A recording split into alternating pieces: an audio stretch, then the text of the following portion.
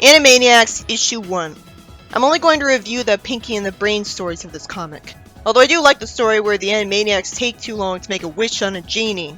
Usually I find them too annoying, and they aren't annoying someone who deserves all of that.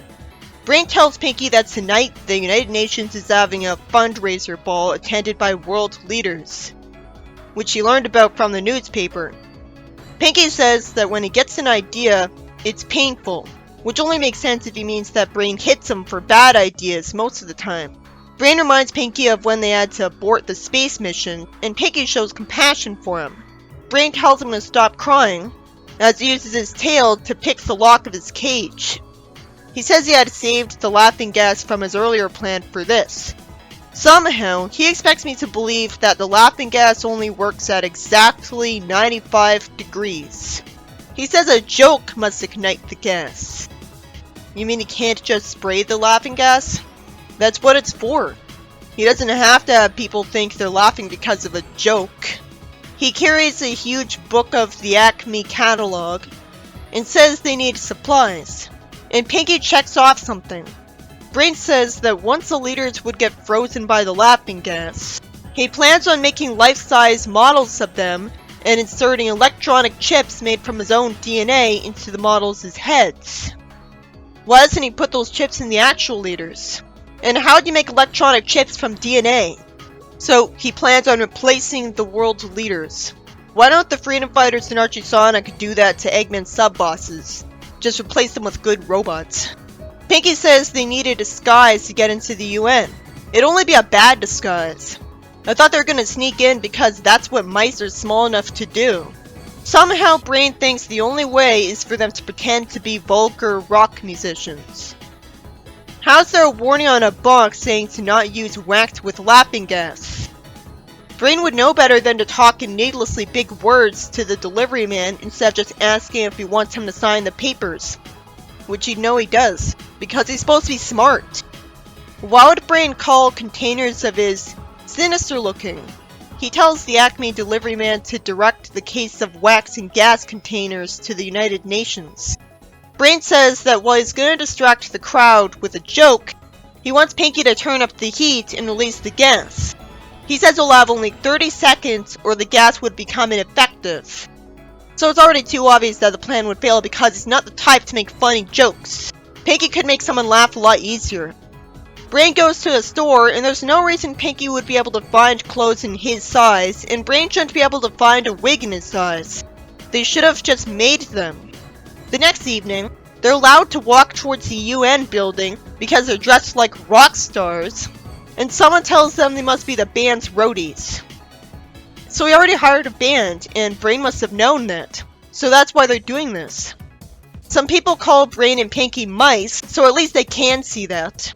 But then they say mice are cool. No one would think that, and no one would think they're normal mice, considering how they're dressed.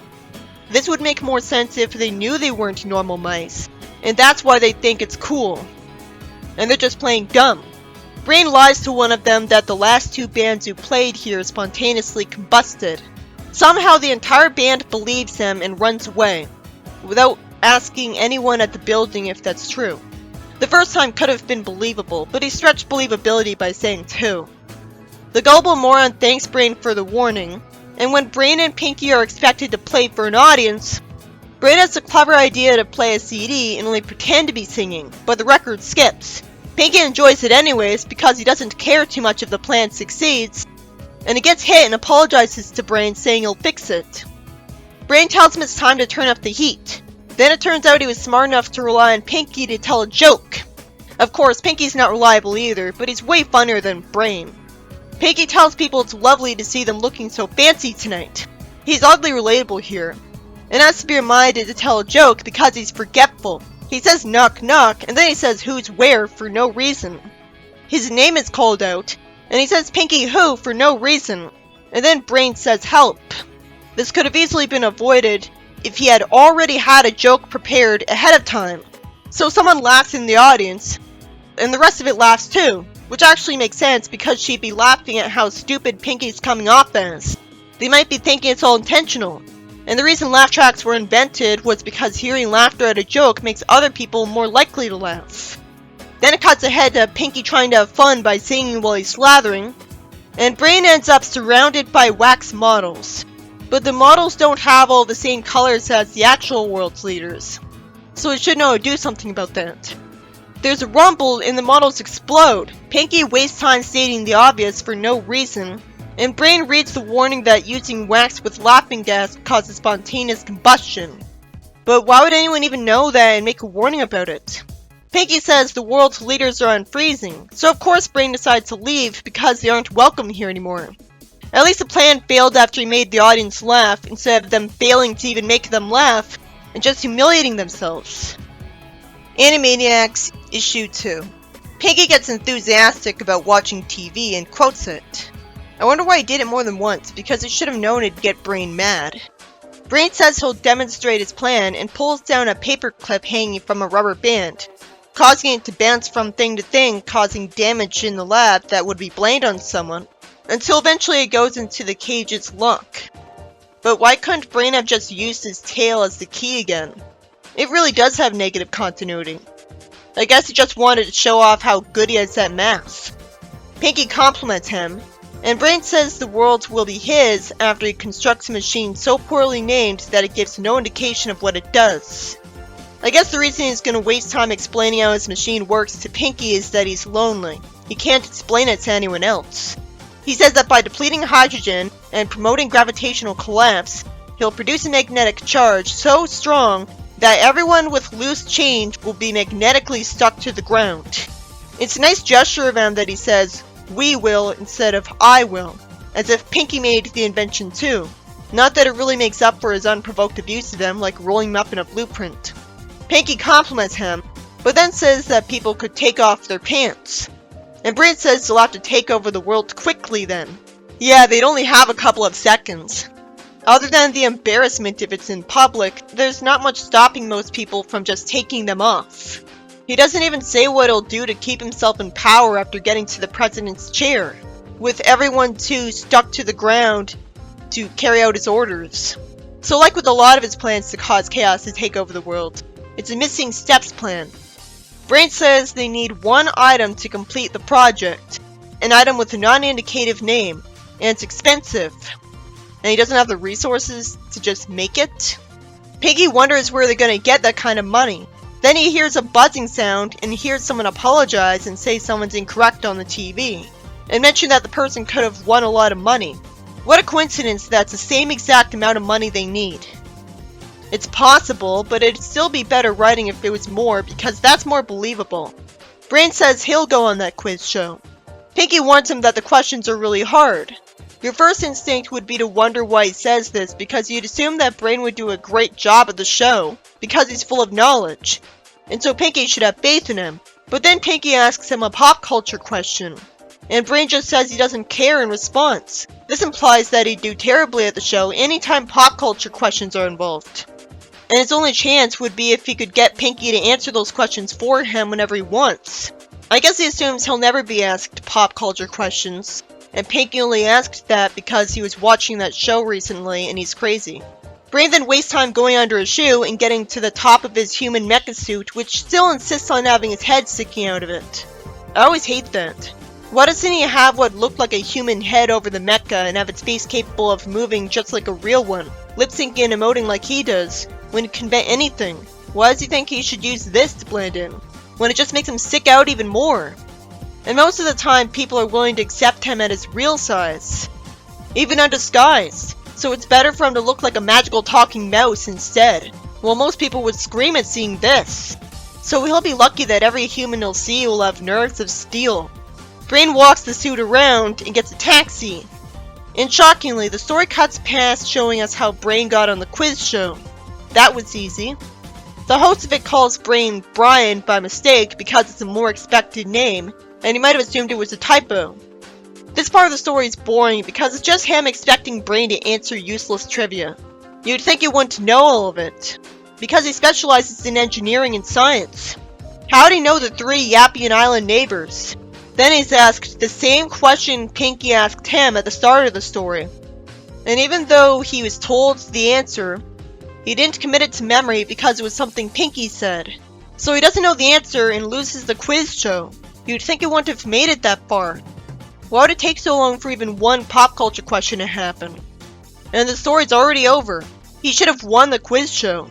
Seeing people get stuck to the road only to remove their pants to foil his plan would have been a little funnier than this ending, which was predictable as well, but without enough visual humor. Animaniacs Issue 3. It starts out with Pinky watching a cartoon on TV across from his cage where a mouse is about to be hit by an anvil. He must have good reason to hate the mouse if he's not rooting for him just because he's a mouse. Why is there a TV right across from a cage of lab mice in someone else's lab anyways? Why would there be a TV there to distract any lab workers? Brain asks how he could hope to conquer a world where mice are always portrayed as buffoons. Tom and Jerry as the mouse always come out on top. But these two mostly see this instead. Brain complains that mice are seen as pets. And then he sees a show where someone's asked if he's a man or a mouse and he takes offense to that. Brain says a lot to do something to fix the image problem of mice. There's no way to be able to do that without brainwashing. Mickey Mouse didn't. So TV mice couldn't do that. After he throws the remote control of the TV, it completely shatters his glass, implying that he's got super strength. He says the time to adjust his image is long past. Tells Pinky to give him a wrench. It says they need to go to the past with casual time travel. How competent is he that he hasn't taken over the world despite having a time machine? Well, it's easy to believe because of how many plans he's failed already. He wants to reinvent the rodent as the ruler of men by going back several million years. That's a very ambitious goal. Pinky sees a caveman and Brain's delusional, thinking he could teach him anything. When you'd think he'd know that cavemen couldn't speak his language. There's no reason the caveman would eat one of the cards instead of trying to club Pinky right away. At least Brain prevents him from getting clubbed. Pinky says he was about to teach him 51 card pickup. He should know that wouldn't impress anyone. Pinky's seemingly useless comment causes Brain to run after him with a book to hit him and end up seeing a caveman painting on a wall. And Brain assumes that this means he has a sense of history, when he could just be doing this for fun. Pinky thinks, leave it to Brain to drag us to the world's only museum, while he looks annoyed. That's pretty rare. Other than the episode from his point of view, since when do we ever get to know what he's thinking? Let alone learn that he's thinking of Brain in a snarky way. Brain jumps to the conclusion that this one artist has a lot of influence on culture. So he assumes that if he were to get painted there, mice would get a better perception, because he's completely desperate. Most mice still steal so much food from people and startle so many people that one mouse being painted on a wall won't make a difference. All Brain has to do is talk to this guy and he runs away screaming, which makes no sense because the caveman would just try to kill him for food. The same logic applying to why I do this also applies to all of the other humans, and they don't run away from him screaming. It's especially confusing because we saw a caveman try to kill Pinky, so that one was especially brave. It cuts ahead in time, and we see that Pinky painted black images of Brain's head all over the place. Why is he using black paint instead of white? Why does he do that instead of painting pictures that look like Brain's face?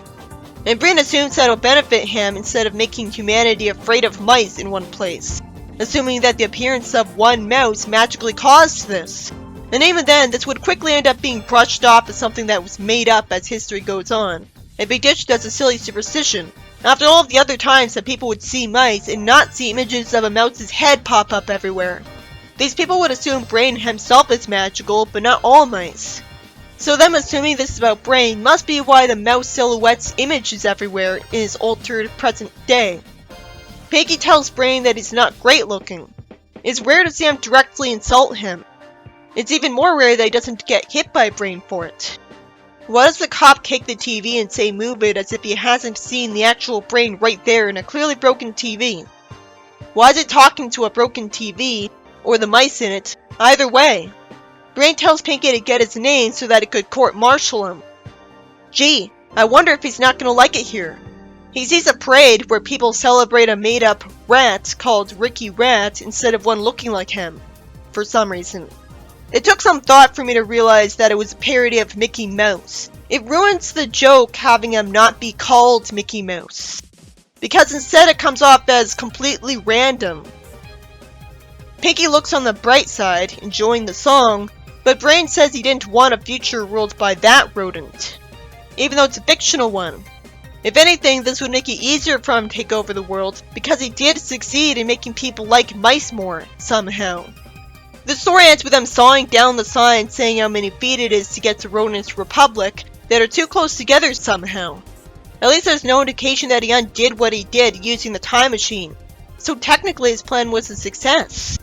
This story by Amy Weingartner was about Brain and Pinky sneaking into a UN meeting disguised as a rocker, releasing laughing gas that somehow needs a funny joke to activate it, and making wax models of the world's leaders there, in a plan to replace them with them using electronic chips. And I don't know why they don't just put the chips in the world's leaders to begin with while they're frozen. But the wax models explode because Brain didn't know about the warning not to have laughing gas around them. While it took a while for the audience to start laughing, I'm glad it didn't get to the point where they booed at them, because I thought I'd see Brain embarrass himself trying and failing to be funny. And instead he made the right call by having Pinky try to be funny, even if he should have known to have Pinky write down a joke to say ahead of time. This story by Peter Hastings was about Brain going on a quiz show to get money. And after he does ridiculously well, even though not every question would be within his field of interest, well, it's not like he showed an AI all of the episodes of the show on fast forward and had it download all of the answers for him. Predictably, he loses because of a pop culture question. But it was tacky that it was literally the exact same question Pinky gave him. What are the chances of that? He could have lost because it was a new question he was given that his AI didn't study for. Sure, it's been a little while since he got the answer to that question, but still, it was a mistake to make that the question, because the fact that he's heard the answer before and Pinky's watched that show in front of him and enjoyed it enough to quote it, makes it less believable that he didn't know the answer. It's too bad for Brain that he couldn't have Pinky as a partner that he could call on for the answer, and that we didn't even get to see how he got on the show. This story by John Walker is about Brain noticing that mice have an image problem and wanting to change that to make it easier to be elected the leader, and going back in time to have Pinky paint silhouettes of his head all over the place, instead of just using brainwashing to change people's minds about mice. Somehow, even though someone saw him, so he'd be able to describe to the other cavemen exactly what Brain looked like, the altered timeline has everyone dedicating a parade to worshipping a fictional mouse named Ricky, whose name rhymes with Mickey. You'd think plenty of people would have seen Brain when Pinky was doing that painting in broad daylight, and they'd constantly have to run away from them. Mice constantly make themselves known as nothing but food stealers, not to mention they spread diseases. So that's the image they'd always have, because the amount of times they'd steal food would make people forget about this. It's believable that cavemen would think mice are supernatural because these images showed up and no human took credit for it, but with mice being known as pests, this would cause them to be seen as the bad kind of supernatural being, as in they'd be seen as demons. It makes no sense that humanity started to and continued to worship mice that far into the future, because this was one instance in a time long before written language. And even if it was painted about on murals, most people don't believe that the supernatural events described in ancient religions or stories actually happened, just because some used to believe in them. So the claim that someone saw Pinky paint these images would be dismissed as a lie later on, and people would go on to assume a human did it as a prank and didn't admit it. Technically, Brain succeeded in this issue for once, improving the image of mice like he said he wanted. But he ended the story miserable because he wasn't put in charge of the world. That's because for no reason, Pinky merely painted silhouettes of his head everywhere, instead of painting images that actually look like his face.